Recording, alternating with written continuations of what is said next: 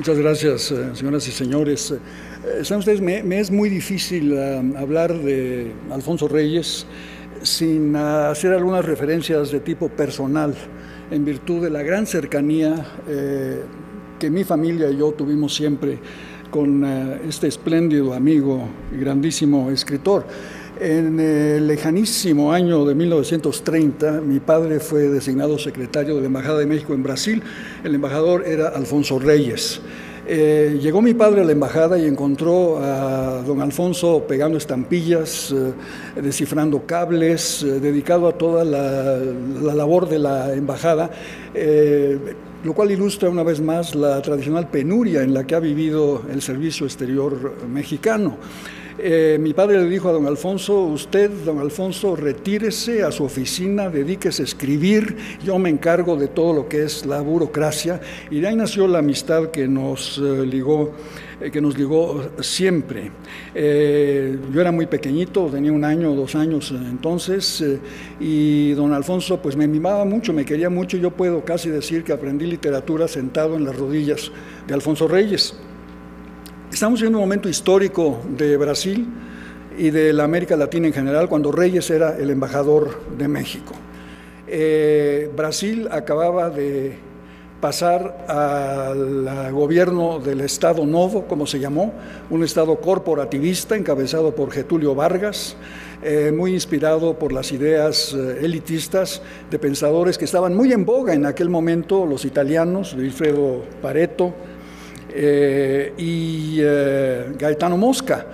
Y esto había influido enormemente sobre la política brasileña, le había dado un tono nuevo, corporativo, pseudo-fascista, que coincidía históricamente con dos gobiernos, iba a coincidir con 2 gobiernos que le dieron un tono muy especial a los años 30 en el continente americano: el nuevo trato de Roosevelt en los Estados Unidos y el gobierno de Lázaro Cárdenas en México, la culminación de la Revolución Mexicana. Los informes de Reyes sobre este periodo decisivo de la historia de Brasil y de la América Latina son excelentes y se continúan en su embajada en Buenos Aires algunos años más tarde, donde Reyes asume un papel realmente ejemplar como representante del gobierno del presidente Cárdenas, y es el de la defensa de la República Española frente a las tendencias marcadamente profranquistas, fascistoides del gobierno argentino de la época. Acaba de dejar la embajada de la República Española un eminente republicano, don Enrique Díez-Canedo, y Reyes ocupó ese vacío. Ocupó el vacío de la representación no solo del México de Cárdenas, sino de la España republicana. De tal suerte que leer los informes diplomáticos de Reyes de esa época en Brasil y en Argentina es darse un baño de historia, de política extraordinario. No es solo el gran humanista y helenista que todos conocemos, era un sabio político y diplomático. Solo me reencontré con Reyes mucho más tarde en México, hacia el año 1946, y es realmente cuando empezó nuestra relación más íntima. Llegué pues a la región más transparente, y como dice Reyes en su libro Norte y Sur, hace muchos años me atreví a decir que aquella era la región más transparente. Ya en 1950 empezaba a dejar de serlo, pero todavía en los 40 era la región más transparente. Tenía razón Reyes. Todo un grupo de jóvenes nos acercamos a Reyes porque era un hombre muy generoso, muy abierto, y las tertulias en su casa, la Capilla Alfonsina, que era una vasta biblioteca, gigantesca biblioteca hoy abierta al público, por cierto, era muy generoso con los jóvenes. Íbamos muchísimos escritores en ciernes a dialogar con él. Nos exigía mucho. Me decía don Alfonso, tenía yo 17 años, ¿ya leíste a Stendhal? Le decía, no, todavía no. Dice, no vuelvas a esta casa hasta que leas El Rojo y el Negro y La Cartuja de Parma.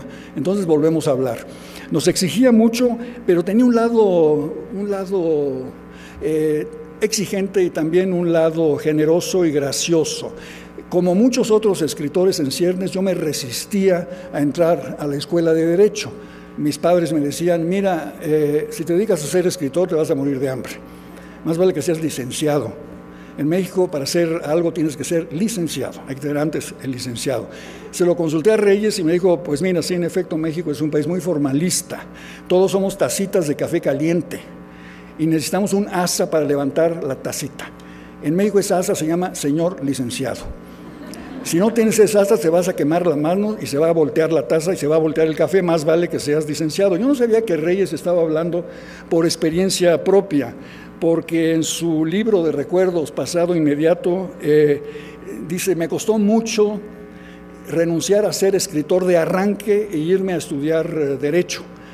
Las leyes, escribe, parecían una aproximación a las letras, que no tenían refugio académico. Esto es interesante, pensar que en el siglo pasado, en la primera mitad, las letras no tenían refugio académico en México. Yo le agradezco mucho a Reyes que me haya empujado a hacer la carrera de Derecho, porque a contrario de lo que yo pensaba, el Derecho me dio muchísimo como escritor. Me dio el orden mental del derecho romano, me dio el derecho internacional para entender el mundo, me dio las doctrinas económicas para entender lo que no se puede entender jamás, que es la economía. Pero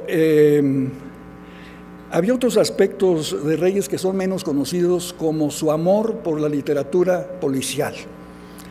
Era un gran enamorado de las novelas de detectives.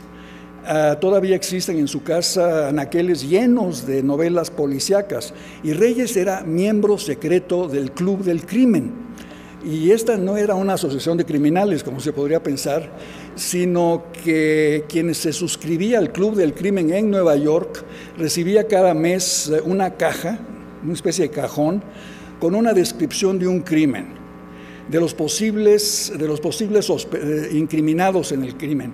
Se incluían cosas como un pelo, un cristal roto, un pedazo de tela, para dar indicios a fin de que el que leyera esto, suscrito al club, pudiera mandar decir, yo creo que el criminal fue fulano o mengano. Y el que lo hacía se ganaba $50, que eran muchos dólares en aquella época. Pues Reyes participaba entusiastamente de esto. Era también un gran entusiasta del cine, un enorme entusiasta. Junto con Martín Luis Guzmán, Reyes inauguró la crítica cinematográfica en lengua española con el seudónimo de Fósforo. Él y Martín Luis lo hacían en El Sol de Madrid, que dirigía don José Ortega y Gasset. Yo lo visitaba mucho en el Hotel Maric, ese precioso Hotel Maric de Cuernavaca, que ha desaparecido por desgracia, que tenía un gran encanto, un jardín interior donde vivía Reyes y un café donde nos sentábamos a charlar, a ver pasar a las muchachas. Él piropeaba con mucha gracia, y cuando habíamos terminado de comer, al cine. Yo decía, oiga, don Alfonso, ¿vamos a ir al cine? Sí, dice. ¿Qué están dando? Pues 3 películas de John Wayne. Óigame, yo no quiero ver 3 películas de John Wayne, se me va a interrumpir la digestión. No, decía, te equivocas. El western es la épica contemporánea, es el equivalente de Homero. Ir a ver una película de John Wayne es como se titularía la Ilíada, de manera que nos echábamos las 3 películas de John Wayne reglamentariamente. Pero si hay algo que me impresionaba de Reyes en esas temporadas que pasé con él en el Hotel Maric de Cuernavaca, es que yo regresaba, pues, bueno, tenía 18 años, regresaba de parrandas y tal, y ya estaba Reyes a las 5 o 6 de la mañana sentado escribiendo. E iba a escribir de las 5 de la mañana a las 8, más o menos.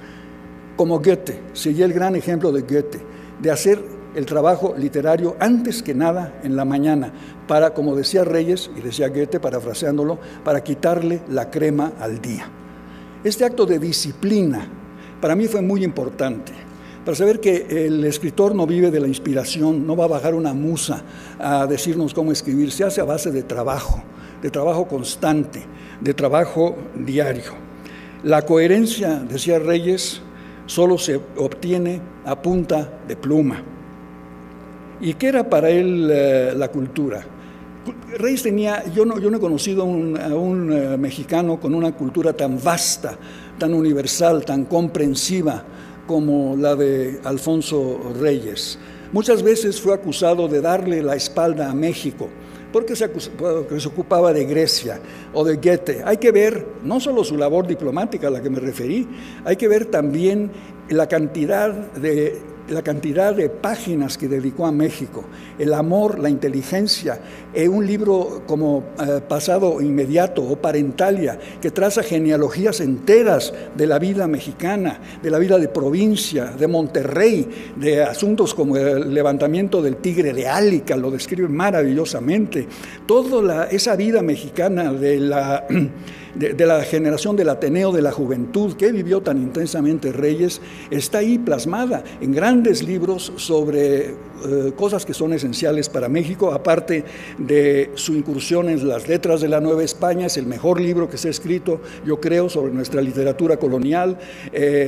Ensayos y respuestas como A Vuelta de Correo, cuando se le acusó de ser poco mexicano, y en el que dijo claramente que se podía ser generosamente universal y provechosamente nacional, sin perder ninguna de las dimensiones. Hoy esto ya parece muy normal, lo aceptamos todos. En 1930-32 no. Había mucho chauvinismo mexicano suelto por ahí que calificaba de una manera muy dura a Reyes sin entender lo que estaba haciendo, que era algo que solo él hizo finalmente con esa grandeza, con esa amplitud, que fue traducir la cultura occidental, la cultura de Occidente, a términos latinoamericanos.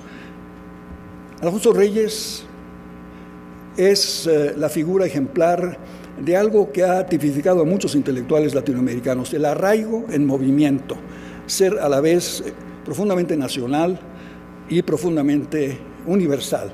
Y es por esto que yo creo que esta cátedra conservará ese legado, le dará sentido, la calidad de la gente a la que se está invitando, la comunicación de los exponentes con la juventud universitaria, no solo de Monterrey, sino de Morelia, de Oaxaca, de la Ciudad de México.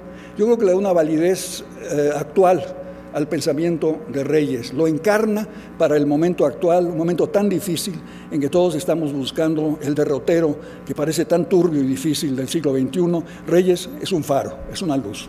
Gracias.